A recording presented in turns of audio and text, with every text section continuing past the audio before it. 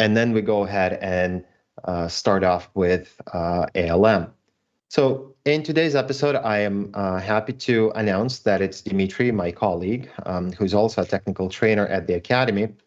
And Dimitri is going to help me conduct this episode. In today's session, we'll be looking at what Docker is, how it can help us with our Creatio product, what we can do and what we cannot do with Docker, which is not much, and how we can automate some of the things that hopefully by the time we get to the ALM session, when we're talking about the application lifecycle management with Michael, we will be in better position. So in today's session, we're talking all about Docker. We're not talking about ALM just because life happens and sometimes people just fall sick a little bit. All right, so Dimitri, welcome to the episode. Happy to have you here. Thank you. Thank you. All right, so like I said, today's our session is all about Docker, and let me show you my screen. Hopefully, you can see my screen now. And what we're going to talk about today mainly is what is Docker, why we care to use it, and we're going to run through some of the examples where Docker might be very, very useful in terms of trying things out or as part of your complete infrastructure. So to start off, Docker is a facility, or Docker is a piece of software that allows us to virtualize environment. Many of you probably heard terms such as infrastructure as code, and Docker is one of those pieces of software that allows us to achieve that goal. Now, infrastructure as code simply means that we can automate and we can codify, right? So we can write code to build our infrastructure. Now, why would I want to do that? Well, Dimitri, on the other hand, is doesn't like to use that feature. And Dimitri, correct me if I'm wrong, but I think that you prefer the old-fashioned approach. You like to install your software, you carefully select things that you need, and then you install it on your computer and you run it directly on your operating system. Is that correct? Yes, it's true. I prefer to set up a minimum required software that I need. It helps me to get results very quickly and to not be too dependent on the bunch of other software. Okay, perfect. And that's a perfectly valid and it's perfectly legitimate reason to go with your approach. But sometimes you want to try things out. You want to step a little bit outside of your comfort zone. You want to try maybe different versions of a database or different versions of some other pieces of software. So for example, if you're trying to play with loggers, you may want to try like 3 or 4 different versions before you settle down on the one that you want to use. Or if you're playing with the database, let's say one time you're going to try PostgreSQL, another day you're going to try MS, and then maybe you want to play with Oracle, and then they all have different versions. So before you settle down on one particular application, on one particular product, you probably need to go through various components. And worse yet is when you're building your product and you want to test it against multiple targets or multiple environments, you need to have those environments on your machine. So imagine the situation, you're building your software or you're building Creatio package and you've got a studio product you want to test against, you've got a service enterprise or maybe some other bundles that you want to test against, and some of them are .NET Framework, some of them .NET Core. So you've got a variety of things that you want to test, and then each supports 3 different databases and you want to test against all of them. I mean, it would be a pretty difficult thing for you to test all on one machine. So in this case, something that helps us, we're looking for a solution that will help us essentially launch and shut down on demand various environments that are pre-configured that we don't need to configure every time. I mean, in the past, let's say if we go back 5 years or maybe even longer, what you would normally do is you would create some sort of an image of your virtual machine. Your virtual machine would run in the hypervisor of some sort, and then you would deploy those images and you would say image start, image stop, image start, image stop, and then et cetera, et cetera. Now, those hypervisors, they could be a Microsoft hypervisor server, or it could be VMware, or what's the one that runs in Linux? I keep forgetting it. VirtualBox, right? So you could run any of those things, but what ends up happening is if you want to test a small application, let's take Redis server. It's one of our required components for the application. And Redis, it's a small program, and you like to say that it's only a couple of hundred megabytes and takes only like 20 or 30 megabytes of RAM. And yet, in order for me to play around with multiple versions, I have to install multiple operating systems, be it Windows or Linux, it doesn't matter. So I've got this behemoth of an operating system, and now I'm just testing one little thing on top of it. So that's very inefficient. It's slow and it's difficult to change. And then every operating system needs to be patched. And then I still have to configure my underlying operating system by hand, and that takes time. And what we try to do is we try to essentially say, if you're a software developer, then you should probably provide me with the infrastructure and the configuration settings that I can just somehow take from you and that I can run with. And this is exactly what Docker helps us provide. So Docker provides us for a virtualization environment in which we can configure every setting. Okay, so far so good, Dimitri. Are you with me? Yes, still. Okay, that's great. So how do we start with Docker, and like, what is this whole thing? Well, if you just Google Docker and just go and download it and install it, you will get, depending on your operating system, you will get an installation file, be it a Mac or Linux or Windows.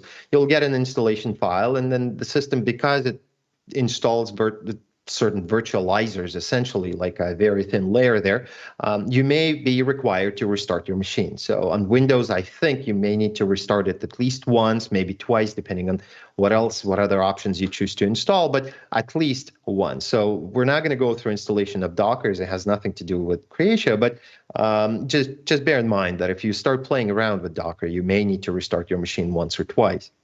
Installing it on Linux is slightly different. If you're on Ubuntu, it's very easy. You can just download it from a repository. If you're on a headless server of some sort, or if you're on Red Hat, then just read documentation for your particular distro, and you can install it all from a command line. All right, once the Docker is installed, so what do you see and where do you find your Docker? Now, the way Docker gets installed, and let me find my mouse, the way Docker gets installed, at least on the Windows machine, that's what we're going to be exploring right now, is we're going to be exploring Docker on the Windows machine. You'll see Docker here on the bottom right corner. So if you just right-click on it, and you can go to Settings, a Windows program will launch, and this is essentially what a Docker interface looks like. So this interface provides you with options to configure various resources or configure various components and various checkboxes. I mean, by default, you're probably better off just leaving it as is. If you've never used Docker in the past, then just leave it as is and don't touch it until you really know what you're doing, and then you can go ahead and touch those things. All right, so this is my Docker. So now the next thing that we need to speak to is, what do I do with my Docker? Like, how do I actually run it? Well, what you run with Docker is called images, or actually, pardon me, you run containers. So what's a container? A container is this isolated environment that you carefully crafted. It's a bespoke environment, if you will. And it's the reason I'm calling it bespoke is because we provide configuration file for this environment. So we define things such as we define environment variables such as networks and file storage locations. We can even define how many CPUs and how much RAM your container will get. We can define various names, how it's going to connect to network, whether or not we're going to be using private or some exotic DNSs and things of that nature, right? And this environment, this gets encapsulated in a text file that we will take a look in a little bit. And this is called an image. Well, not an image. It's part of a container. So those are container launch kind of environments. And then we actually have to launch the image. So what's an image? An image is something that a software developer provides. And a good place for you to start with an image is a Docker hub. So if you go online and you use your favorite search browser, just type in Docker hub, H-U-B, and you will be guided to a website where you will be able to find a bunch of images for Docker. And small or large organizations, they all have various images. Now, for example, today we're going to be looking at Redis and the Postgres database, and they both provide great Docker images that we don't have to do much to in order to get started with. So you go to Docker Hub, you type in the search box, you say, I'm looking for Postgre, and then you get essentially your image. Now, if we're going to try it now, let me just quickly, let's go to Docker Hub. And there we go. So hub.docker.com. And in here, we can sign in or we can start searching. So let's say I'm going to be searching for Redis. That's the first thing that I'm going to search for, right? And when I'm searching for my image, the one that I want to run, I will see that some of them will be marked as an official image. And an official image simply means that there is an understanding between Docker and Redis, and because Redis is so popular that Redis is providing this image, and there is a way for you to mark your images as official images, but that's beyond the scope of today's talk. So for now, just know that if you see an official image, that means that this particular image is coming from a verifiable source and it's been vetoed by Docker. So it's the real thing. Okay? So now we go inside this Redis and we want to run it somehow, and we're not seeing anything. We don't see a launch button. We don't see anything at all. And the only thing we see here is this Docker pull Redis. And it turns out that this is the only thing that you actually need, because everything else, your Docker environment or Docker, basically for Windows in our case, provides you with. So this is the only line of code that we need to provide. Now, when we're looking at, yes? Yes, Creatio, just a moment. My colleagues say that we have some kind of screen freezing sometimes, so possibly it could be better if we will hide our images and leave just your desktop on the front of the page. Give me a second. Let me see if I can figure out how to do this. Just give me 1 second. Okay. Let me see if I can figure out how to do this. Let me switch it to, all right, let me see if this works a little bit better. 1 second. Oops. I'll try to turn off our images. And all right, hopefully this is a little bit better. So I'll turn off everything, but I'm not sure what I'm showing on the screen right now, but hopefully I'm showing, hopefully I'm going to be showing soon my screen. All right, I don't think so. I don't think I'm showing the screen, so give me a second. Yeah, you know what? That was a bad idea because now I don't know how to get back to this scene that I had pre-configured. So give me a second. I'll try to figure that out.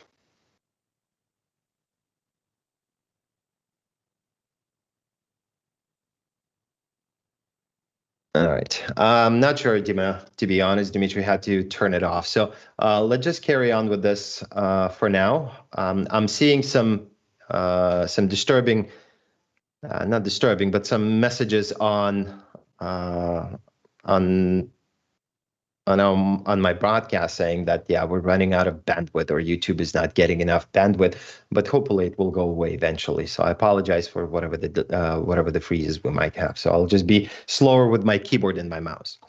Okay, so we're looking at Redis here, and we're looking in Docker Hub. And like I said, the only thing that we need here is essentially this Docker pull Redis. Okay.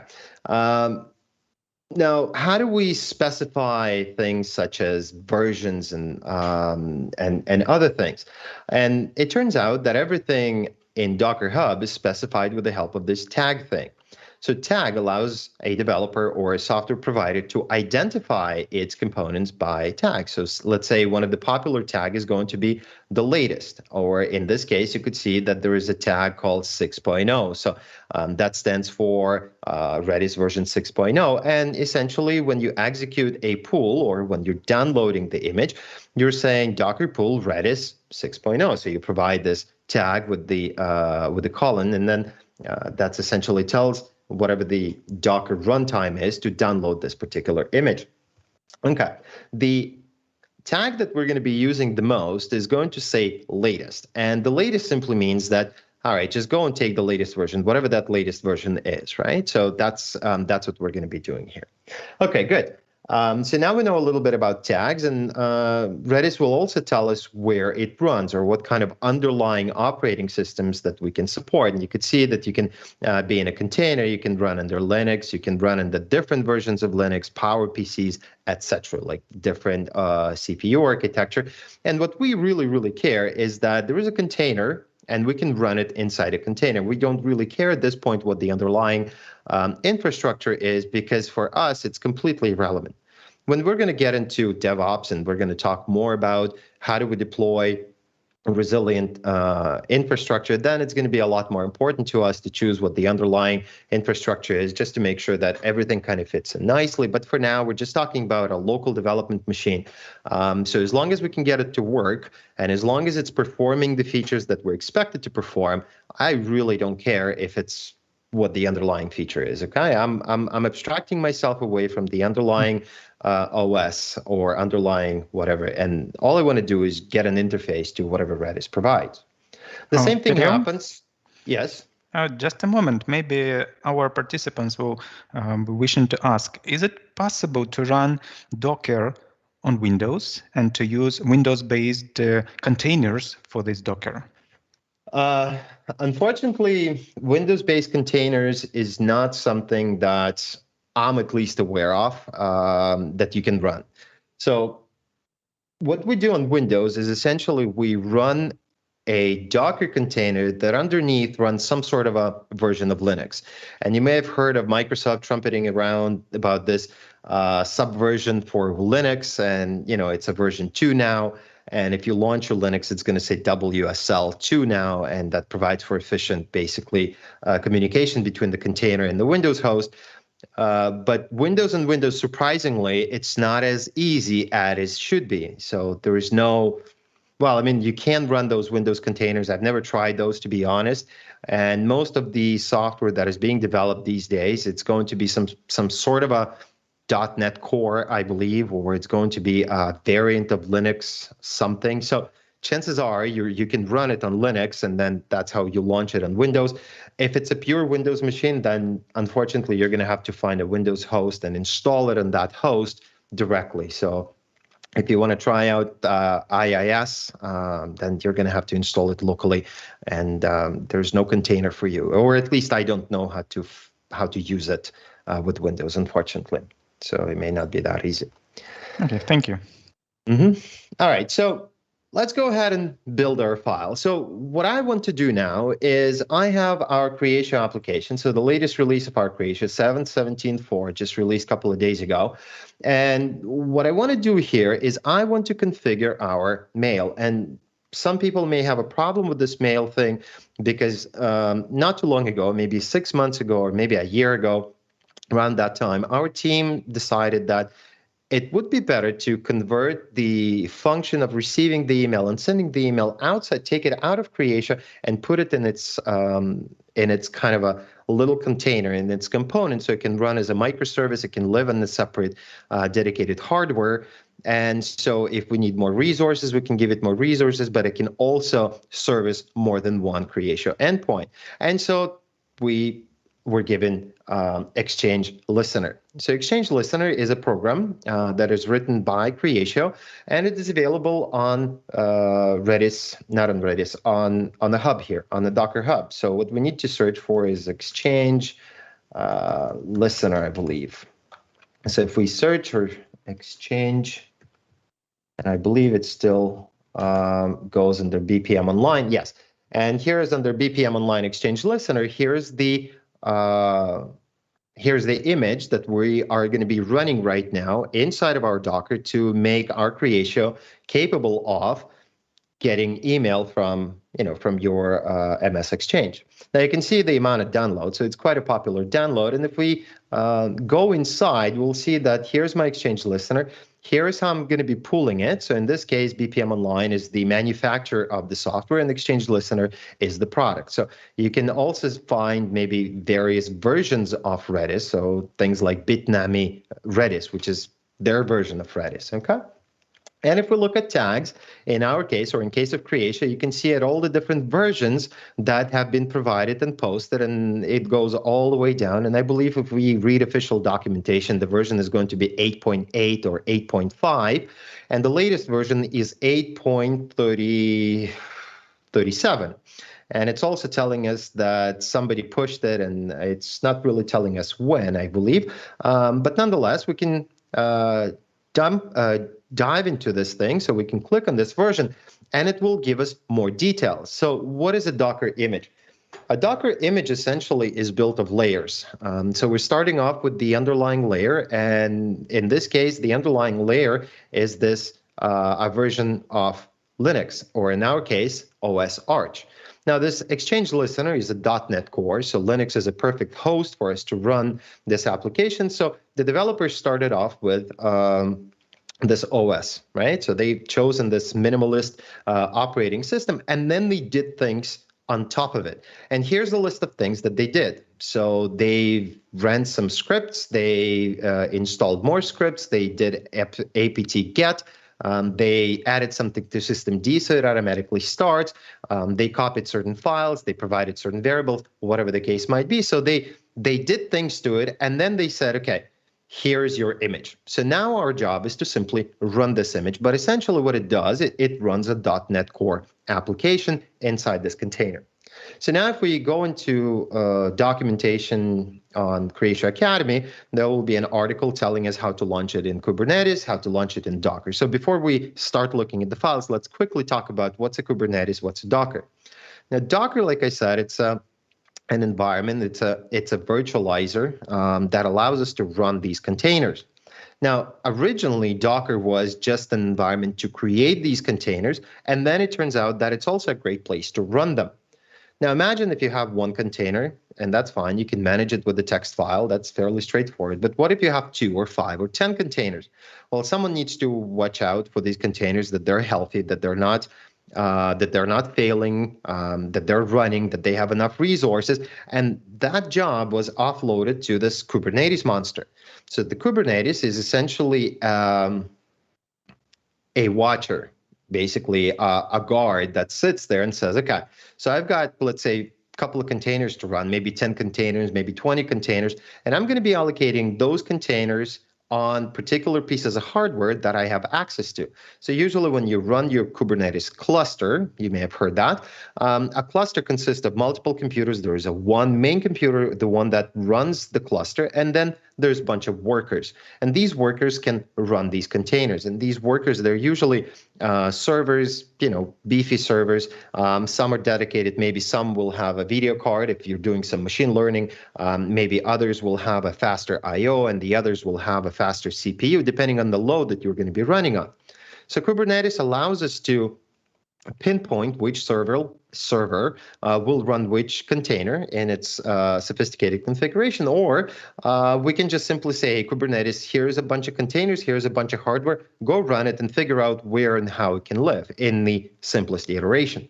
So Kubernetes is something that allows us to orchestrate these containers. So when the container dies, it needs to be resurrected and things of that nature. But as far as we're concerned, we right now just want to get the container going, so we don't really have any use for Kubernetes. So Academy article will show you how to run it inside Kubernetes, granted that you have your Kubernetes cluster configured, which is not a very simple thing to do. But if you go, let's say, maybe online, DigitalOcean or AWS, then you will definitely be able to run one. But in our case, we're just going to be running a container.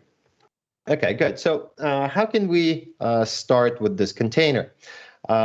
So when we go inside our Docker, I already have this container running, and here's an example of what the running containers might look like. So here you could see that I've got Postgre database running, and here you could also see that I got this Exchange sync running. And there is some button for Visual Studio Code that I will explain what that is, and there's a button for this thing. And then let's say when I open this Exchange sync, I will see that I've got 2 items inside my Exchange sync. Now, it turns out that the Exchange sync or synchronizer for our email requires certain components as well. So it's a piece of software that relies on presence of Redis. So it also needs Redis, just like Creatio needs Redis, and just like any other application may need Redis. So what I'm doing with Docker, like I said before, is I am building an infrastructure with code. So what I need to do is I need to make sure that this thing, that Exchange Listener, has access to Redis somehow. Okay, so the first thing that what I need to do is I need to provide Redis. So I need to launch it somehow. So let's take a look how we do it. By the way, whatever the configurations I will be posting today, I have already uploaded them to GitHub, so feel free to download them. I'll show you where they are in just a couple of minutes. But for now, let me introduce you to the content of our directory here. So the content consists of two directories, mainly Exchange Thing and Postgres database. The Postgres database is essentially launching Postgres in Docker, and Exchange Sync is launching Exchange Listener in Docker. So let's take a look at what's inside here. Now, inside here, I've got some enable sync PS1. This is a PowerShell script that for now we're going to skip. I've got some manual test, and that's basically a text file that helps me with a couple of string configuration. These are notes for myself, and they might also be useful for you. But the most important thing is this file called Docker Compose. So when we're talking about Docker, it's great that we can run containers with a command line, but command lines, the problem with the command line is that it's a command line. It's long. You can miss a quote or single quote, and it becomes a fairly long. So there has to be a better way. And turns out that Docker provides a separate tool. It's called Docker Compose. It comes installed when you install regular Docker. And so what we can do is we can create a text document. Okay, and the text document essentially consists of something simple. It's a simple text file. Now, in this particular case, I'm using version 3, and there's quite a lot of versions that you can use. They all have slightly different syntax. It is all transferable knowledge or transferable skills. If you kind of know one syntax, you will understand the other. But nonetheless, you have to specify your syntax. And then what you do next is you specify your services, essentially. So what are my services? Well, my first service is going to be Exchange Listener. And my second service is going to be Redis Official. Now, you might be wondering, why did I call it Redis Official? Well, because I don't have to follow any naming convention. I can call it anything I want. In this case, think of it as a name for your virtual machine or a name for some sort of an endpoint. It doesn't matter what it's called as long as we all agree that this is what it's called, and it's going to serve as inside Redis container as an address for this kind of a virtual machine. Okay, so this is just an endpoint. This is how we call it, and this is how inside Docker you can address this thing. Okay, so let's take a look at Redis configuration. Redis configuration is very easy. So here I'm showing you two examples. So you can have an image from Bitnami, or you can have image from just a Redis official. And I don't even know what version it is. I'm just taking the latest. So as Redis publishes new version and I am launching a new container, I may need to go and fetch new image. Okay, so I'm saying I am running image latest. Restart unless stopped has to do with what to do if the container just fails. Okay, so if for whatever reason your container runs out of resources, out of I/O, out of many things, you just tell the Docker to say, you know what, unless I stop it, just try to restart it. So if it fails, just restart. If it fails, restart again, etc. This is it. Now, I'm providing certain... Yes? Just a moment. Just a quick question. Is it possible to rely on a particular version of a Redis if you really want? For example, you don't want to get the latest one. Is it possible just to get 5.0 or something like this? Right. So if you recall, let's go back for a second to our GitHub, not GitHub, but Docker Hub. So let's go to hub.docker.com and let's search for this Redis. So in this case, I'm going to search for Redis one more time, go inside here, and I'm going to go into my tags. In my tags, it's telling me just go and pull Redis. You can pull Redis latest, or I can specify a particular tag that will uniquely identify the version that you're running. Okay, so Redis, colon, and then the tag. And the tag will correspond, usually it will correspond to the version. So if you want to take the latest stable version 6, then you're going to do this, Redis 6. Okay, and in my visuals, in my Docker Compose file, what I would do is instead of running latest, I would just simply Redis 6. And that means that I'm going to go and run version 6. Okay, but in this case, I'm running whatever this is. So it could be version 6.1, 6.5, I don't know, whatever it is, I'm indifferent to it. Okay, hopefully that answers your question. Thank you, very clear. Okay, so the next thing, we're providing certain environment variables, and there is a ton of ways to provide environment variables, and unfortunately, there is no one standard approach. So every manufacturer, any source code provider will have their own approach. Maybe it has to be in the form of a particular file, configuration file. Maybe it has to be in the form of an argument to when you launch an application, but it's usually going to be explained in documentation and with some decent samples. And the last thing that I'm providing for my Redis is essentially a port. Now, by default, Redis runs on 6379. That's the Redis default port, but I wanted to make a statement here or make an example. And I said, you know what, I don't like 6379, I like 6380. So I am saying that my machine will map port 6380 outside Docker to port 6379 inside Docker. So think of it just like your router. Okay, so you're exposing a port to the outside, and in this case, in this particular configuration, 6380 is what the rest of the world, and including my Windows host, will know of this Redis. And 6379 is what it's going to be inside this Docker container. Okay, so that's all there is to Docker. If I wanted to, let's say now, speak to my Redis, I can just simply open my plugin here, and I pre-configured it. And here's my Exchange listener, and I go there and I get some data here already. Okay, so it's fairly straightforward. If you have a plugin for Visual Studio Code, you can start exploring some of these options, and you can start seeing things inside. Now, if we're going to take a look at the configuration file, and I thought we could do that somehow. Just give me a second if I can find this configuration for this one. Always escapes me. Can't seem to find the config file right now. Anyway, we'll configure it later. We can always just reconfigure something new. So let's just skip that for now. I'll show the configuration a little bit later.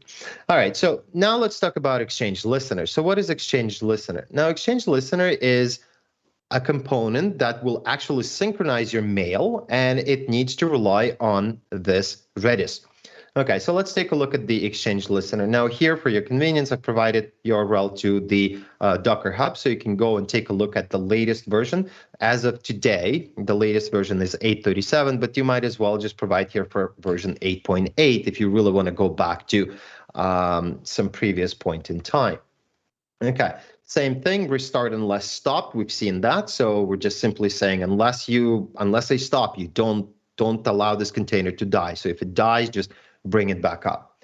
The next thing, I'm exposing ports. So I'm saying my Exchange Listener is going to live in port 10,000 outside Docker, but inside Docker, it's going to have port 80. So if, let's say, Redis needed to speak with Exchange Listener, it would address it by port 80. If I need to address Exchange Listener from, let's say, Creatio, then I will address it by port 10,000. Okay, so that's it. Now, there are a couple environment variables that we need to provide for our Exchange Listener to run, and that's all explained in documentation Creatio Academy website. And namely, we need to specify a couple of settings here. Exchange Listener Redis host. Now, what am I going to provide as a Redis host? Here you could see it's called Redis official. Why is Redis official? Because this thing lives inside the container, and I also have inside the container another image. Okay, and that's the name of the image. Thus, I'm saying Redis official 6379. Mind you that I'm not providing 6380 that's going to be accessible from, let's say, outside the container. I'm providing what's inside the container. So you kind of have to have this mental picture of where you run this thing. The next parameter is Exchange Redis database. So I'm saying, okay, well, you're going to live in the database 0. And by default, Redis gives us 16 databases that we can crank up to some unreasonable numbers, but 16 is fairly good. So if you want me, you can do like 128 databases if you need to support that. And then a pod name, just a simply name. And then the last thing is depends on Redis official. What does that do? Well, that essentially says that if I'm going to try to start Exchange Listener, it will try to first launch Redis official, and if it succeeds, then it's going to launch itself. Okay, so you can create this chain of events. Now, in this particular application, it's fine, but imagine if you have Redis servicing not just Exchange Listener, it's also servicing Creatio, it's also servicing maybe some other applications, then perhaps this dependency is not the greatest thing. Okay, so now I have my Redis official running, so the last thing is, how do I actually make it run? Well, it turns out that it's fairly straightforward. So let me just close everything here. And let me go to, where am I? Oh, I'm not in the PowerShell. That's where it is. So where am I? I'm inside my C drive, and if you look inside my C drive, so I'm sitting in this directory, and here's the directory that contains this Redis file. So let's go into Exchange. Oops. Thing, and if we take a look inside, here's my Docker Compose. So in order for me to run this, all I have to say is docker-compose-d, okay, for detached mode, so that I don't have its kind of console visible to me. So it just runs, and that's it. It will automatically pick all these configurations and start all these services. Now we can stop everything and give it a try, but trust me, it will work.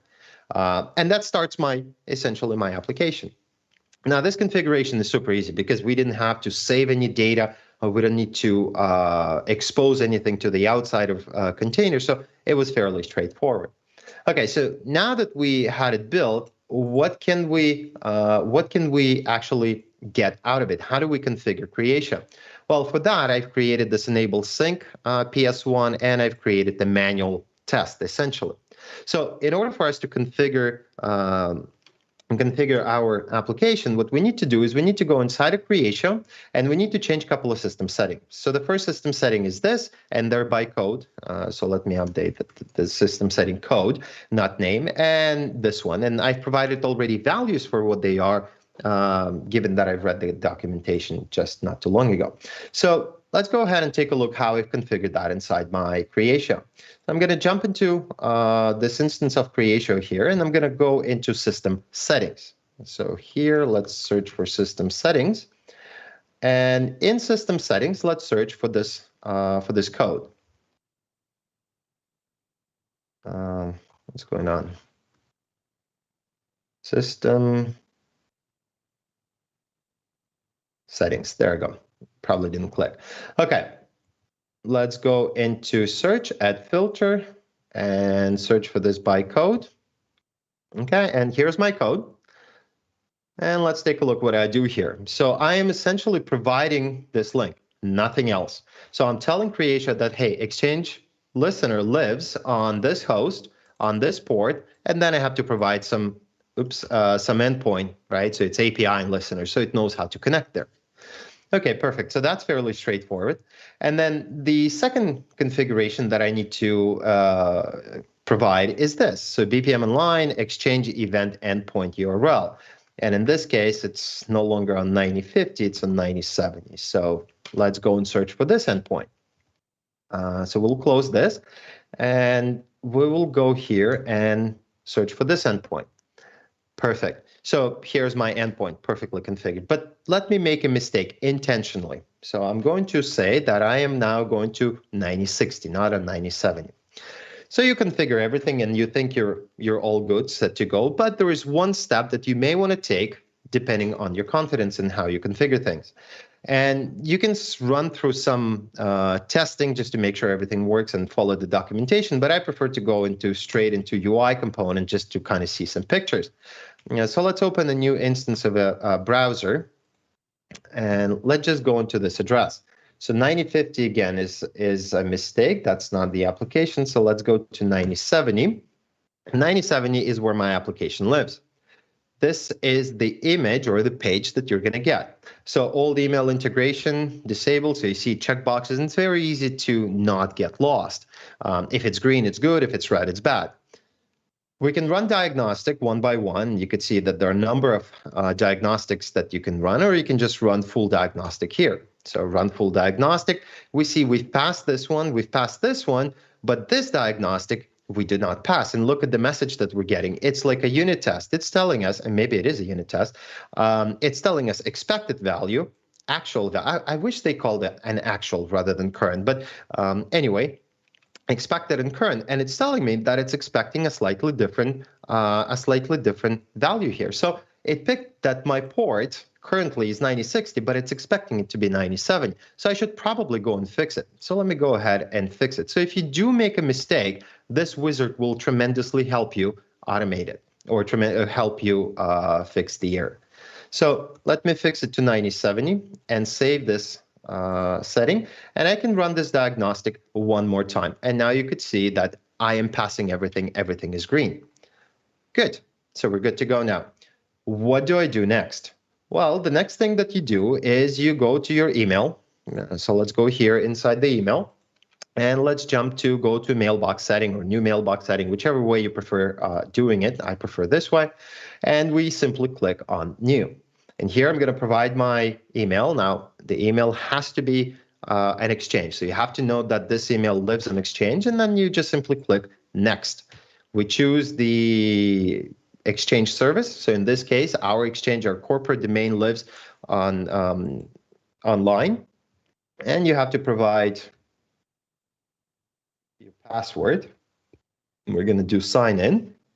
And as soon as I sign in, there you go. So now I can go and I can change my settings, and I have already configured my my email.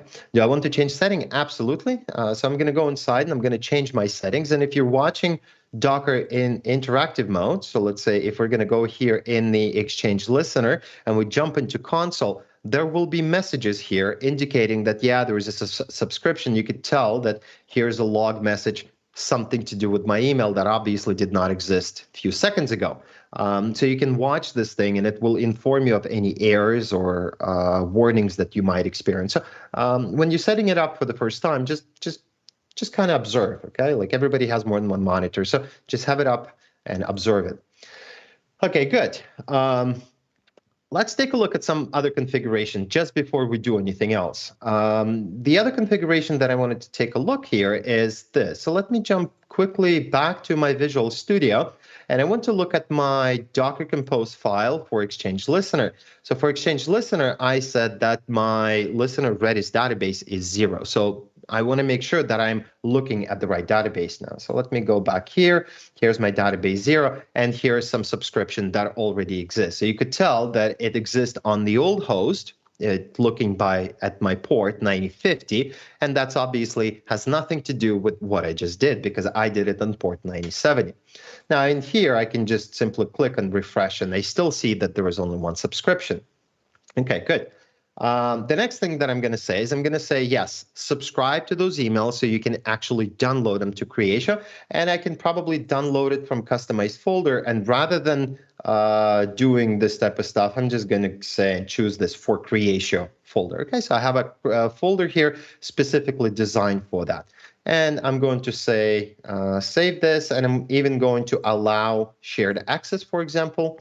And I'm going to say, allow it to all employees. I'm being nice, and I'm going to say that they can send, but that's it. Okay, I don't want them to do anything else. And what I can do now is I can just simply save my Creatio. Okay, good. So everything configured. You have to follow the same kind of thing if you want to set up a sync on the contact and account. But we're going to leave that for your own time.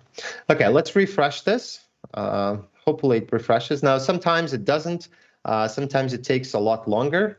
Sometimes, I don't know, this Visual Studio plugin, not all that great when it comes to getting the real data, but it should at some point, you should see a second subscription here. Eventually you will see it, okay? So maybe we need to close it and reopen, I'm not sure, but eventually you will see. Okay, so that's what it has to do with Docker right now. Or that's what has to do with the Exchange Listener. Now let's take a look at a slightly more complex configuration. And for this slightly complex configuration, I've chosen to install PostgreSQL database, also in Docker. And in fact, this thing runs in PostgreSQL database inside Docker. The only thing that's outside Docker right now is just IIS. Okay, that, as the viewer pointed out, Docker for Windows is a no thing. Okay, so that's why it's the IIS is still on my local host, but everything else is now running inside Docker. Okay, so let's take a look at Just a moment. Yes. Maybe our viewers will want to know, do you really need to run another operating system to run this Docker host, or you still can run it on Windows? No, you run it on Windows. I have no underlying operating systems whatsoever. I run a container. So the container itself will take care of interpreting all the calls from Linux to Windows. You don't need to worry about it. And if you're really interested, just go online and watch some tutorials. People do a fantastic job explaining how it works. But what you need to know is that, no, my machine does not have any Linuxes installed, no Ubuntus, no Red Hats, no Arches. It all comes as part of a container. It's self-contained, and it's not as fat as the actual distro installation. It's significantly smaller. Those images, like 30 megabytes, 40 megabytes, they're tiny. So in today's day and age, yeah, like you're not using one more too many question resources. about ports. You mapped different port numbers. Do you have any real reasons to do this, or you just do this maybe for the terms of presentation? Well, number of reasons. I mean, the security guys will tell you that don't use the well-known ports, right? So if everybody knows that Redis lives on a particular port, so you may want to, obscure that a little bit. But the real reason that, and I'll be honest, and the real reason that it's not mapped to 6379 is because I have Redis for Windows installed on this machine also, but it's running on 6379. Okay, so if we're going to go here in Windows services and we just look for Redis server running on Windows version 3 point something, this thing runs on 6379. So I had to map it to a different port. I don't need it anymore, but I had to. Okay, and I ran into obviously an issue because I wasn't getting what I was looking for. Anyway, okay, so let's take a look now at how we can configure a slightly more complex setup. So we're going to jump into this Postgre thing. And again, we have a Docker Compose and we have some test file that I'll explain a little later. And you could tell that Docker Compose relies on a slightly different version of the file. Don't ask me the difference between version 3 to version 3.7. I don't know. I started off with an example online, and up until not too long ago, I didn't even realize that it's not a version 3. The important thing is version 2 and version 3, but version 3 and 3.7, I honestly cannot tell you the difference between them. It's probably in documentation. I just never bothered to read. Okay, so let's start off with this thing. So what am I actually building inside this Docker Compose file? So when I say Docker Compose up -D for detached mode, I am running what's inside these services, and I'm running two services. I'm running service DB and I'm running service pgadmin. What's pgadmin? That's your essentially management console. So if you're going to take a look at pgadmin, that's the thing that allows you to manage your database. Like in Microsoft SQL, you've got this little guy, Studio Management, right? For Postgre database, the preferred way to manage your database is with pgadmin if you need a GUI. Otherwise, you just do everything in the command line. So let's take a look first at how we run the database. So we're saying that we're going to be running this Postgre database. I mean, it couldn't be any easier. We don't even bother with the tag. Again, if you go on the Docker Hub and you search for Postgre, you will see that there's a Postgre version 13, Postgre version 12. They have different subversions, many different versions that you can play with, so you can try different servers and test your product against different servers. In my case, I just need a database. I didn't really want to go into those details. Restart, always unless, you can always or always unless stop, so it's another feature for you to know about. So yes, you can do restart always. And then I have to provide a couple of variables that Postgre is requiring me when I'm first initializing my container. Now, these variables are what's my database going to be called, like a default database that is going to restore, what my username and the password, the most important thing, the username and the password, and even this PostgreDB, you can just provide some fake number. You're not going to be using it, okay? You don't need it, but it's just a Postgre thinks, okay, well, if you're bringing up an image, why would you create an image without needing a database, right? So it says, okay, well, what's your first initial database? So that's something that you can just drop in the pgadmin later. Okay, so I'm saying that Postgre user and PG and my password, both supervisor. Now I've got this thing, PG data. Now what's PG data? PG data is something that allows us to map, right? So PostgreSQL data, in this case, it's a Linux path, and that's where I'm going to be storing essentially my data. And look, it goes into var lib PostgreSQL data, and that's exactly what you will find here. So another way for you to, and let's not talk about volumes right now, let's talk about ports, 5432, 5432. So in this case, we map one-to-one. And again, I ran into this thing because I had Postgre locally installed and I just killed it because I no longer need it on my machine. So in this case, I'm not doing any mapping or natting, if you will.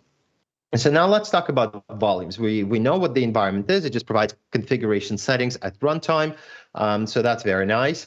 Now let's take a look at the volume. So what is this volume? And I'm saying that, okay, Docker, when you start this container, go to my C drive, go to a folder Docker Compose, and that's my name. It can be called anything you call. You can call it just volumes, okay?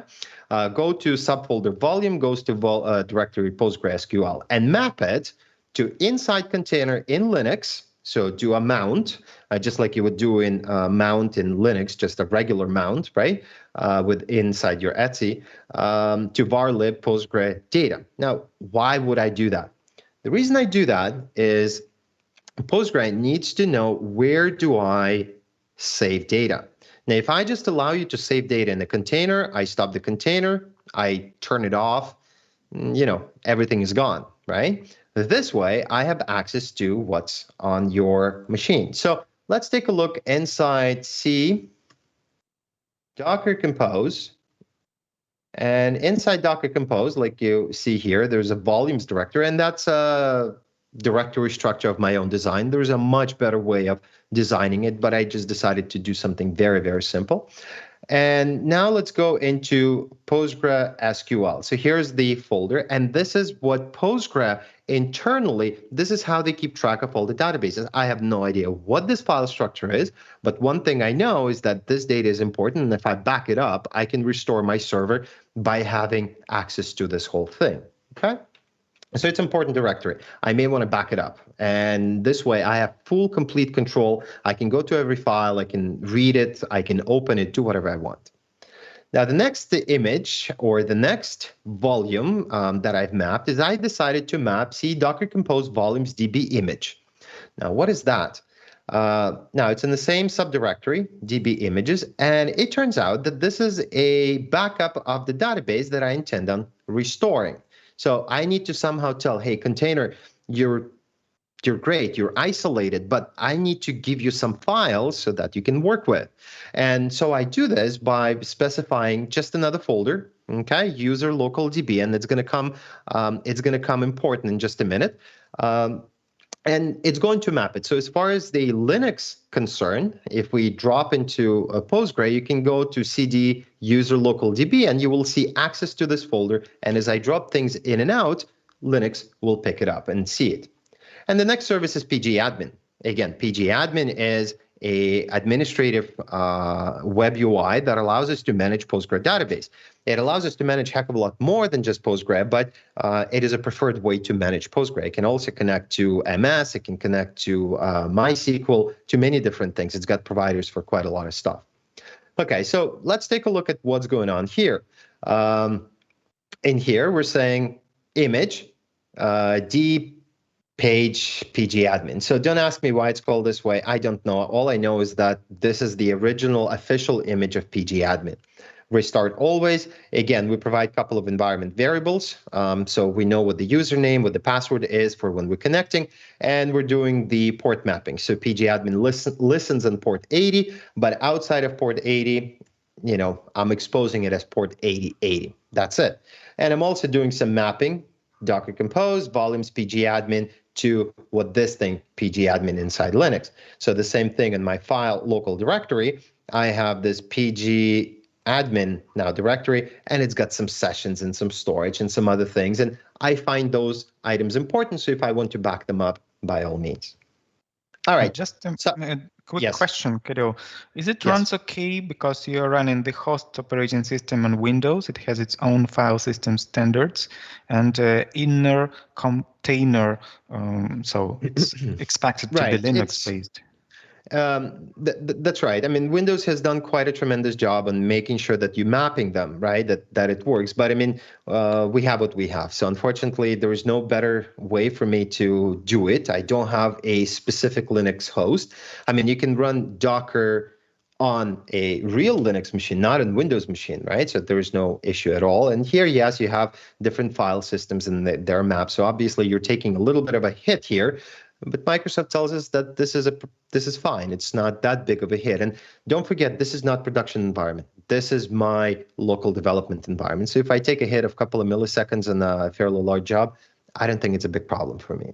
If I were to deploy it, yes, I would probably choose a different underlying OS. I would probably run it in Kubernetes, somewhere in Linux, so that I don't take any of those performance hits. But for me, in my local environment, where the benefit of swapping a database server just by simply changing one line, like changing the tag in my configuration file and saying Docker run or Docker compose run, I think the benefits are tremendous. So yeah, so a bit of a hit, but not too much. In terms of the resources like CPU and RAM, it will take whatever you allow it to take. So it's fully configurable. You can configure Docker as the full entity, the virtualizer, how to run, or you can configure an individual container to consume not more and not less than a particular amount of resources. Okay, good. So now that I've exposed my database, what do I do with this database? Well, here's my little kind of gift to you. Here's a little script that will allow you to install Docker, that will allow you to install and basically restore an application using Docker. So this script you will go through on your own, and you will have to adjust it to your own likings.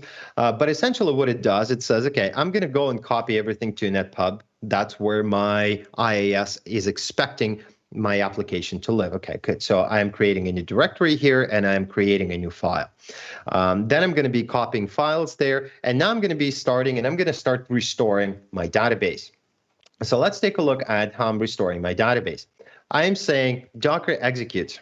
Okay, Docker exec allows me to execute almost like a console inside that container. So if you forget about this Docker exec IT, okay, about this part, okay, and this is how I address a particular container. So I'm saying Docker execute IT interactive mode PostgreDB _DB _1. That's the container ID essentially, right? So that's the name of the container. So I'm saying, hey, Docker, go and run something against this container in a command line. And what am I running? I'm running just a Linux command. pssql-u supervisor, yada, yada, yada, okay? And what am I saying here? Go and create me a database. I'm providing a database name. I'm specifying my encoding, and I'm specifying various connection properties here. The next thing is, once the database is created, I need to go and restore my database. So I'm saying, hey, Docker, go again and execute against the same container, but now execute pg restore command. Again, I'm providing my username, and I don't need to provide my password. Again, no owner, no privileges.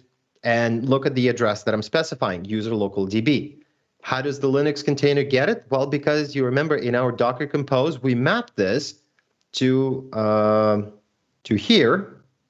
Okay, so now if I just go into my local machine in Windows and I drop a file here in my Docker Compose, I can just, oops, the wrong Docker Compose. In my PowerShell script, the one that's responsible for installing, I can just execute this command in the Linux machine and it will run just fine. And then I go and delete DB folder from my inetpub installation.